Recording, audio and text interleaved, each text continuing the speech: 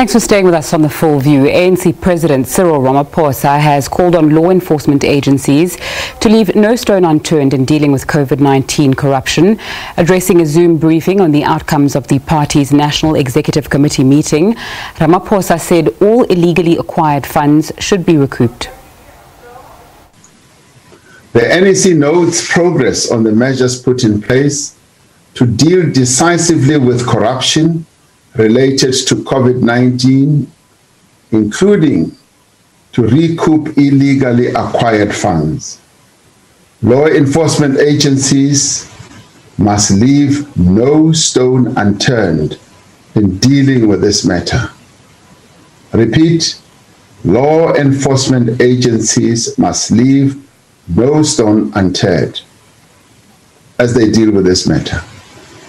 Government must explore all avenues to speed up investigations and prosecutions of those and other related corruption cases. The NEC welcomed the decision by government to make public details of COVID-related contracts awarded by all departments and public entities. This is an important step towards greater transparency and accountability in government procurement. In fact, it is seen as being quite historic. The NEC commends all South Africans for their united action over the last 5 months to keep themselves and others safe. This spirit and dedication will be required in the many months that lie ahead as South Africa and the world comes to terms with this new normal. The NEC welcomed the progress that is being made among social partners under the auspices of NEDLAC to develop an economic reconstruction and recovery program. It was encouraged by the extent of agreement amongst all the partners, business, labor, community, as well as government, on the key interventions that are required and for the need to act with urgency. ANC cadres who have been formally charged with corruption will be asked by the party to resign from their positions immediately. That's according to ANC President Cyril Ramaphosa. He says the National Executive Committee meeting held over the weekend has decided that corrupt members of the ANC will not be allowed space to commit such crimes under the watch of the party. Cadres of the movement who are formally charged for corruption or other serious crimes must immediately step aside from all leadership positions in the ANC, in legislatures or other government structures, pending the finalization of their cases. The officials, as mandated, will develop guidelines and procedures on implementation, and the next NWC meeting will receive a progress report in this regard in terms of how this decision is being implemented. In cases where this has not happened, such individuals will be instructed to step aside. The other decision was that cadres of the ANC who are reported to be involved in corrupt and other serious criminal practices must go to the Integrity Commission to explain themselves. Those who do not give an acceptable explanation may be suspended. NEC also decided that cadres of the ANC who are convicted of corruption or other serious crimes must resign from leadership positions and face disciplinary action in line with the ANC Constitution. Other decision was that the NEC will meet with the Integrity Commission with a view to strengthen its role in restoring the values of the ANC and ensuring that it has the means and the resources it needs to carry out its mandate. Let's continue taking a look at that NEC meeting. The ANC's national spokesperson, Pule Mabe, joins me now. Thanks so much for your time on SABC News. So let's start with that 500 billion rand stimulus package. It's said to have been described as insufficient to deal with the challenges of COVID-19 in South Africa. What's the ANC Economic Recovery Plan saying about that? Well, good evening and good evening to your viewers. We have already acknowledged that while government has tried everything possible in its power to make sure that it deals with the COVID-19 pandemic, because more resources would have been required. The stimulus package previously pronounced by our government might not have been enough to deal with the problem of the pandemic. But of course, what it did is that it demonstrated or displayed the commitment carried forward by our government to be able to take our citizens along in finding solutions. We know that obviously that 500 billion rand wasn't all cash amount, and we know that over 5 billion rand of the budget for COVID-19 is being investigated for irregular spending by the SIU. There's about 648 companies at last count that were being investigated, and you understand there's a trust deficit around the ANC-led government and how they are dealing with funds. So with your plan going forward as well, there's also going to be a deficit there. How are you going to address that? Well, we have placed our trust and confidence in law enforcement agencies.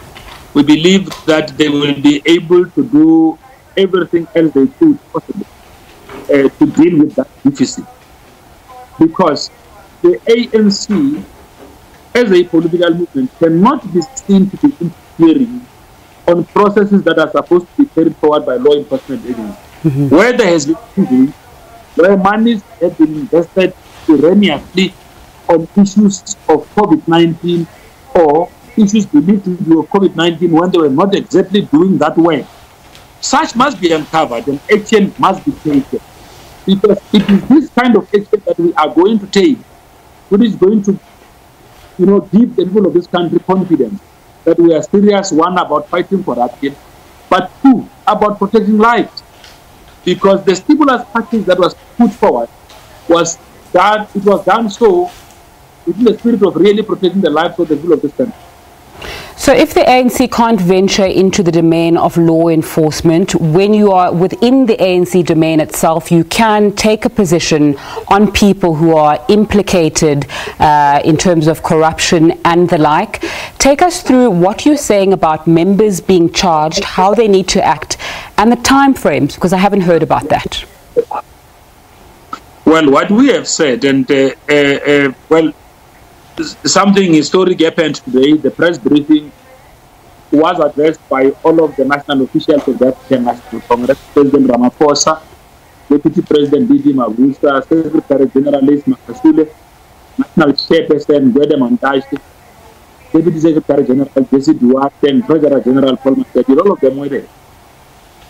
Now, the importance of this was to make sure that not just showing seriousness, but through the utterances that the ANC made, there is an understanding that we are now beginning to take action. We have said that those of our cadres that are criminally charged for acts of corruption must immediately step aside, and that officials must do all they could to make sure that this resolution is carried forward.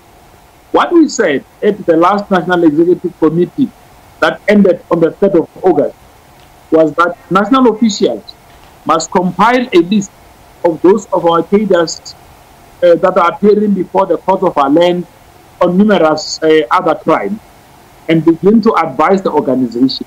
What we now said today was that guidelines must now be formulated around the step-aside principle so that this principle is applied consistently across our structure. The National Working Committee, as a preceding structure before the NEC, will be able to receive a report on the work that is being done to implement this mission. So, my question was about time frames, and you haven't really given me that. Yes, I have done that. I've said that the NWC is going to be getting a report from the officials as it relates to the cases that they are attending to. I've also said to you that our officials are expected to compile a list of those of our cadres that are criminally charged, including what is being done to carry forward the notion of step aside. What it means is that we are implementing this with immediate effect.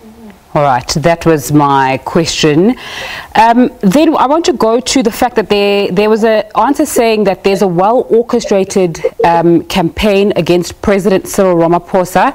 Talk to us more about where that's coming from and what the ANC's position is on those who are part of that well-orchestrated campaign against the president.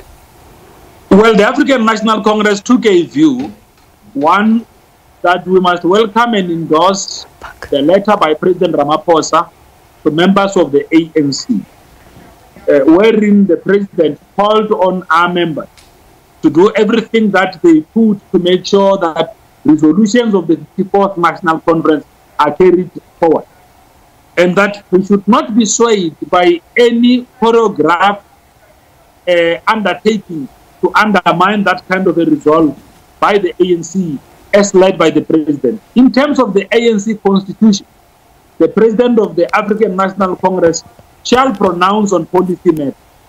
Now, resolutions are at the core of resolutions are at the core of policy undertakings of conference. So the NEC felt that there was nothing untoward with the president writing the letter that was written to members. The president did so in terms of the powers that are vested on the position of the president by the Constitution of the African National Congress. ANC National Spokesperson Pule Mabe, thanks so much for your time on SABC News this evening.